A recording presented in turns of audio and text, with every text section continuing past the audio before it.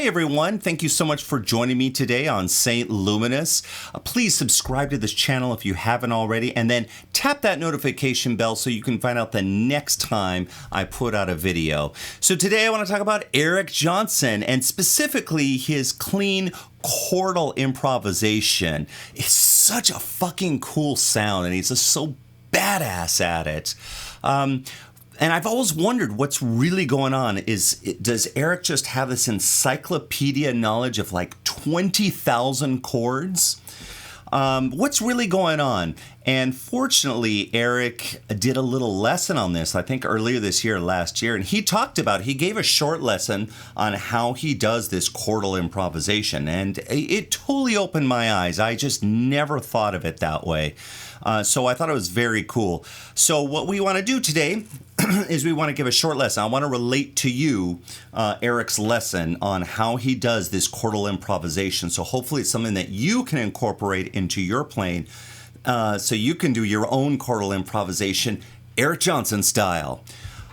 But I also thought I'd do something else. Why don't we talk about the signal chain? Because what makes this sound so cool is not just that it's improvisation a la Eric Johnson, but it's the tone. So what I wanted to do is go over the tone and then get into the nitty-gritty of what's going on with Eric's fingers when he plays this chordal improvisation.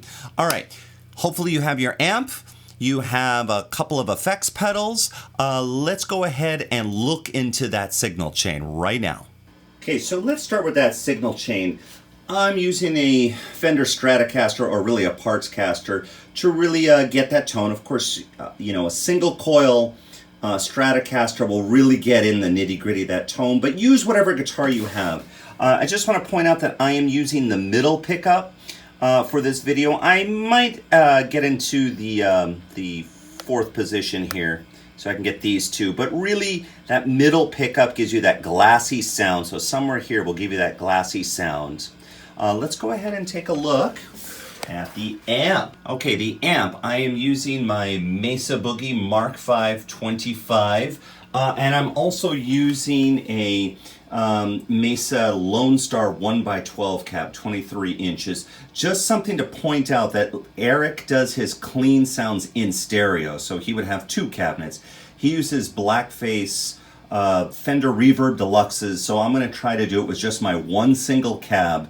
So obviously in stereo you're going to get this ginormous kick-ass sound. I just have this one speaker cabinet. We're going to go that, and probably most of you have a single speaker cabinet too. So we want to keep this simple, something we could accomplish at home without some crazy stereo setup. All right, my friends, so here's what I did. I'm using the fat mode on my Mark V 25. I could use the clean mode, but I just thought on the fat mode because I've really fallen in love with the fat modes on this particular amplifier. The gain, I have it set straight up the middle. Treble, also set at 12 o'clock, straight up the middle. A little bit of mid-range here. I could even lessen a little bit. That'd be fine. A decent amount of bass. Notice that the presence here is high. I have it turned up to about 130 or so, and my master is up fairly high. And I'm also using 25 watt mode for the most amount of headroom. Let's go ahead. So before I go on any further, you obviously want your amp to be set clean. If you have an amp with just one volume on it and that's it, and the more you turn it up, the crunchier it gets, you're going to have to turn that volume down and just stick with the clean sound, even if it's not as loud as you like. So use the amp you have, use a clean sound, try to make it a little scoopy, that you've got plenty of bass and treble, and duck down the mid-range a little bit. It's going to depend a lot on your type of amp, but this is how I have it set up on my Mark V 25. Let's go down below and look at the pedals. All right, so here is my setup with the pedals. Eric typically uses a tape echo and a TC electronic chorus. So this is the exact same chorus that Eric Johnson uses. In fact, he's a big reason why I got this particular chorus. But here's his chain for the clean sound. He pretty much goes into the tape echo, and out of the tape echo, he goes into the stereo chorus. He does come out stereo into the two Blackface amplifiers. That's how he gets his stereo sound. What I'm going to do is I'm going to try to get this off of a mono, it's just one sound, and I think it sounds pretty good. But let me just show you really quick the settings. So I'm going from my Stratocaster, into the El Capistan tape echo. If you are not familiar with it, you should be. It is an amazing piece of gear. What I did is I have a reasonable amount of delay time. Let me play it for you. Okay, one more time. I mean, I could make that longer. I don't want to make it shorter. You have to have a reasonably long delay. I could listen to about 3 repeats, maybe 4. So that's dialed in by ear. Tape age, again, I'm just dialing it by ear. A little bit of wow and flutter, and on the mix, this is where I have it, because I really want that delay to sit in the background. Okay, so now out of the El Capistan delay, I'm coming into the TC Electronic Stereo Chorus Pitch Modulation Flanger. This pedal is absolutely incredible. So it has a great sound, but you can get something similar with any old chorus pedal if you have it. Even if you have a 2-knob chorus pedal, you can still get the same thing. So I want you to notice the settings here, because the settings here are what's interesting. All right, so I have it set to chorus. This thing can have different modes, but we want a chorus mode. The speed, all right, so you were gonna have that on your chorus pedal. It might say rate or it might say speed. Notice where it's at. Now I copied this off a video, so this is pretty much Eric's settings. He has it just above 1 hertz, which for me is usually pretty fast. I usually set my choruses at a slow, definitely below 1, maybe here, maybe here. That's how I do it. So for this video, I'm doing it Eric's way, about 1 hertz. And the width, he has it set about here, just somewhere between 3 and 4. On your pedal, width might actually say something like depth. And that is how deep the modulation is going to go be. How much is the sweep? Well, we could do another video on chorus, but how much is the sweep? And then the intensity here is actually a mix knob of the dry and the wet sounds. So that's what's going on. Now, this is what I want to point out. Typically, the good rule of thumb with choruses is this, is that if you have a low speed, so I'm just going to do that. If you have a low speed, then you should have a fairly high width for that type of sound. If you want something moving really fast, then typically what you want to do is bring it down. I don't know, something like there. So now I'm going pretty fast, maybe 4 hertz, but I don't want it to modulate too deeply because it's just going to get way too warbly, unless that's a sound you want. So this is regularly a rule of thumb, and of course, rules are made to be broken. So I want you to see what Eric does. Eric has it above 1 hertz, which again, I don't normally do, but after this video, I think I'm going to do this more often. So he's got the speed up at a pretty decent rate, but he also has the modulation up. So it's going pretty deep. So this just goes against that rule of thumb, which is fantastic. But why does it sound so good? Almost like he isn't even using a chorus. And it's this, the intensity or dry wet knob. So even though he has a high speed and he's deep, he's modulating fairly deep, he's brought down the amount of the chorus sound. So it's more dry sound than wet sound. So basically, the amount of the chorus level is down a little bit. So he can go as crazy as he wants with these as long as he keeps the level of chorus down low. In other words, more dry, less chorus. If you have a 2-knob chorus pedal with a speed or rate and a depth or a width, it's already set for you. You can't adjust how much chorus you have. It's already set. So my advice for you, if you have a pedal that doesn't have a dry wet control, try these settings, see how they work for you. You might have to back it off a little bit, but try them out. This is the setting we have over here. Okay, so now we've gone over how to get that chord tone. Even if you have a small amp or a big Marshall, which aren't typically clean, you're going to have to set that up, your amp to be clean on something like a 100-watt Marshall. Just keep the volume low. Really, it should be pretty clean. You might have to play with your volume knob a little bit. But we're going for a Fender Blackface sound. And if you don't know what I'm talking about, just type that into Google, Fender Blackface or Fender Blackface sound, so you have a reasonable understanding of what we're talking about. The one thing I do want to mention really quick is that I also put some reverb, some of the spring reverb in my Mesa Mark V 25. Eric also uses a little bit of the spring reverb in his Fender Blackfaces. So along with the delays, giving a little bit of larger than life and an ambiance, he's also got the spring reverb doing this as well. So if you do have a little bit of reverb in your amp, add that in. If you have a reverb pedal, why don't you try this? Try putting the reverb at the end of the chain or in the effects loop. I also want to point out that those effects are not, I did not put them in the effects loop.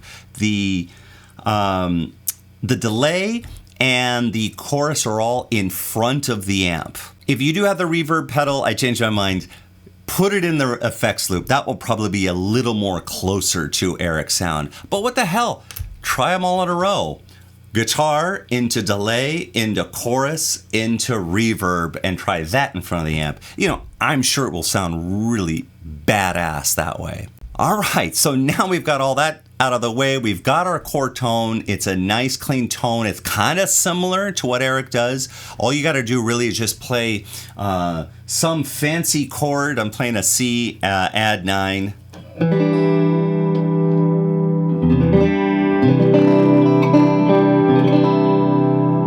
Yeah, lovely sound. Play something like that, and that should already give you the idea. And if you don't know a fancy ass chord like that, just look it up on Google, right? All right, so here is the lesson now. Here's the way Eric views it. First of all, Eric knows the notes on the neck. And let me preface all this by saying this is not a beginner lesson. You've got to be somewhat familiar with the fretboards, and you have to understand keys. You have to know a little bit about music theory and the notes on the neck, because that's the way Eric looks at it. And I really don't think there's a shortcut way around this. I really don't. If you want to play it the way Eric does and get into his head and play it in that way. So Eric does not use a knowledge of 10,000 chords to do this. What he does instead is say, well, what key am I going to play it in? In our case, for this lesson, we're going to play it in the key of C. And that's just because it's an easy key. There's no sharps or flats. So it's all C, D, E, F, G, A, B, C. It's just those notes. The trick is you got to know where those notes are on the neck. I mean, on these, the heavy strings as well as the treble strings, the bass strings and the treble strings. So what Eric does is say, well, okay, I'm in the key of C, so let me play a simple melody, which is what I'm going to do. He's going to say, well, how about if I play C, A, C? It's almost like a little nursery rhyme, like kids teasing each other on the playground. But we want to keep this simple. So C, A, C. Again, if you are not familiar with those being C, A, C, you really should learn the notes on your neck. I'm just saying, yeah, a lot of you might go in the comments saying, no, dude, come on, give me a break. No, seriously, learn those notes on the neck. Here's a C, here's an A, C, A, C. So Eric thinks of that and says, okay, so now what I'm going to do is I'm going to add more notes from the key of C into... So he might add, so for simplicity's sake, let's add this G. So when we play the C over here, okay, and then when I play this A over here, I'm going to add the E. So we're going to do double stops. Okay, that's already much more interesting than just, right? But of course, Erica wants to add a little more. Let's do something really weird. How about I don't make it so simple like that? What if I say, oh, for the C, how about if I play A over here? And then when I play this A, I'm gonna play this note, F. So let's hear with some new notes added. Yeah, you can already hear that's very, very different than... Okay, and this is what Eric is thinking with these things. He knows the notes, and after experience, he knows basically how it's gonna sound. So he just randomly decides for this melody, I might wanna play it adding this A, and then adding the F right here. Or maybe, again, in spirit of improvisation. Yeah. Okay, now he also adds bass notes. So I'm gonna keep it really simple here. I'm just gonna play with the D string for the bass notes. Eric, of course, plays with his A string and E string. Here's the note G. There's the note A, B, C. So now what I want to do is I want to combine everything we talked about. I want to use these notes on this D string. I am going to play this melody, but I'm going to make it up here on the spot using some note on this string and a note here in the bass. So I might try something like this. All right, so that was just off the top of my head. I know this is a C right here. This is the double stop we played earlier. And then I went to play this G.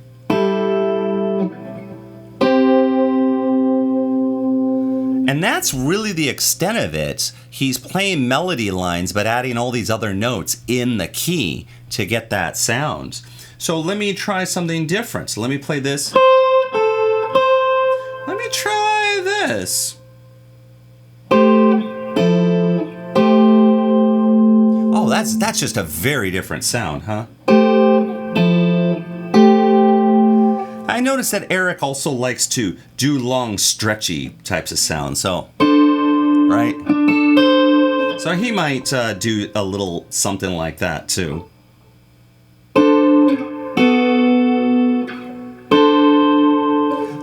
Wow, that is out there. So what he's doing is he's playing a little bit with the bass line. He kind of has a melody he wants to play. I don't think he's got a set melody. I think he just has in his mind.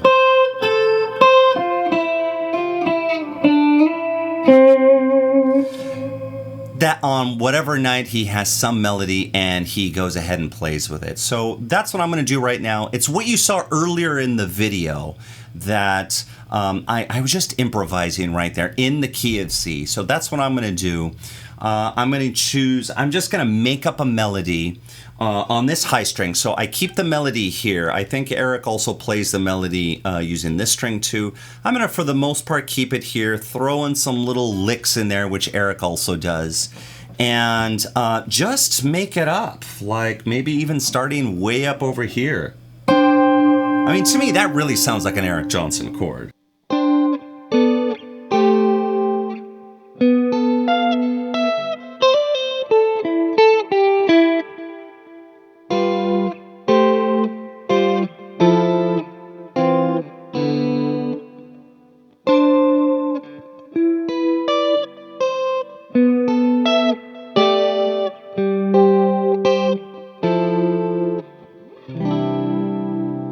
All right, just making it up.